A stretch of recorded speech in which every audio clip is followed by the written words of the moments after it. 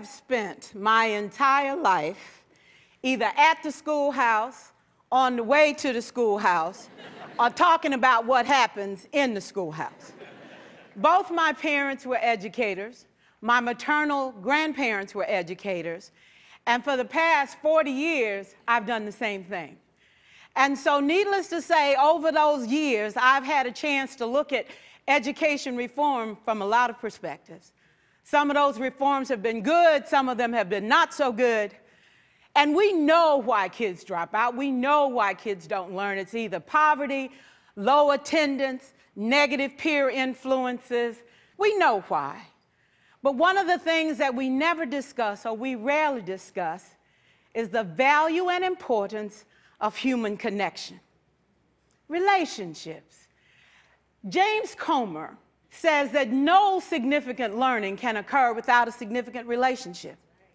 George Washington Carver says all learning is understanding relationships. Everyone in this room has been affected by a teacher or an adult.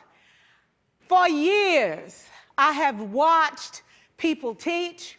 I have looked at the best and I've looked at some of the worst.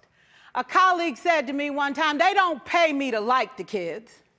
They pay me to teach a lesson. The kids should learn it. I should teach it. They should learn it. Case closed. Well, I said to her, you know, kids don't learn from people they don't like.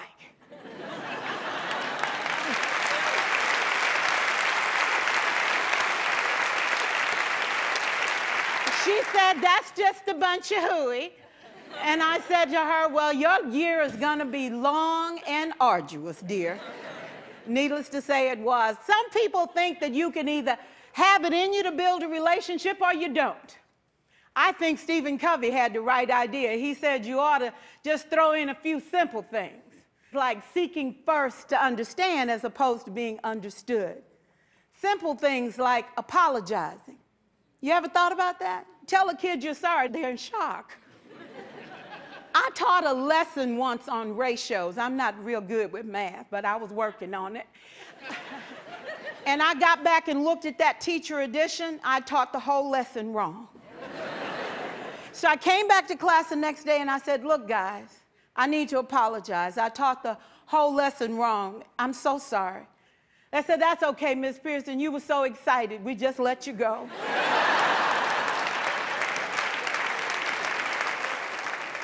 I have had classes that were so low, so academically deficient that I cried. I wondered, how am I going to take this group in 9 months from where they are to where they need to be? And it was difficult. It was awfully hard. How do I raise the self-esteem of a child and his academic achievement at the same time? One year I came up with a bright idea. I told all my students, you were chosen to be in my class because I am the best teacher and you are the best students. They put us all together so we could show everybody else how to do it. One of the students said, really? I said, really? We have to show the other classes how to do it. So when we walk down the hall, people will notice us. So you can't make noise, you just have to strut. And I gave him a saying to say, I am somebody. I was somebody when I came. I'll be a better somebody when I leave. I am powerful and I am strong. I deserve the education that I get here. I have things to do, people to impress, and places to go. And they said, yeah. You say it long enough, it starts to be a part of you. And so,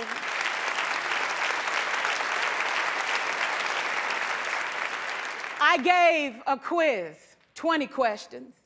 Student missed 18. I put a +2 on this paper and a big smiley face.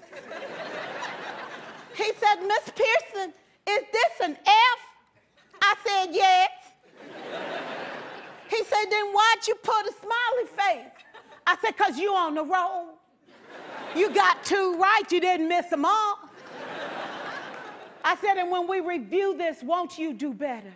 He said, yes, ma'am, I can do better. You see, -18 sucks all the life out of you. +2 said, I ain't all bad.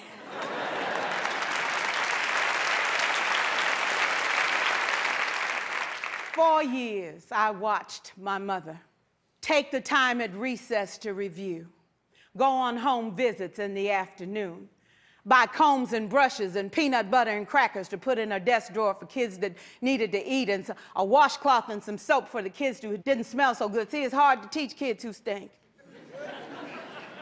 And kids can be cruel.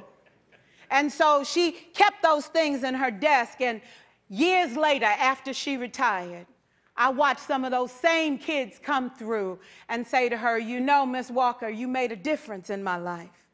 You made it work for me. You made me feel like I was somebody when I knew at the bottom I wasn't. And I want you to just see what I've become. And when my mama died 2 years ago at 92, there were so many former students at her funeral. It brought tears to my eyes, not because she was gone, but because she left a legacy of relationships that could never disappear. Can we stand to have more relationships? Absolutely. Will you like all your children? Of course not. And you know your toughest kids are never absent. Never. You won't like them all, and the tough ones show up for a reason. It's the connection, it's the relationships. And while you won't like them all, the key is they can never, ever know it. So teachers become great actors and great actresses, and we come to work when we don't feel like it, and we listen to policy that doesn't make sense, and we teach anyway. We teach anyway because that's what we do. Teaching and learning should bring joy. How powerful would our world be if we had kids who were not afraid to take risks, who were not afraid to think, and who had a champion? Every child deserves a champion, an adult who will never give up on them, who understands the power of connection and insists that they become the best that they can possibly be. Is this job tough? You betcha. Oh God, you betcha. But it is not impossible. We can do this. We're educators. We're born to make a difference. Thank you so much.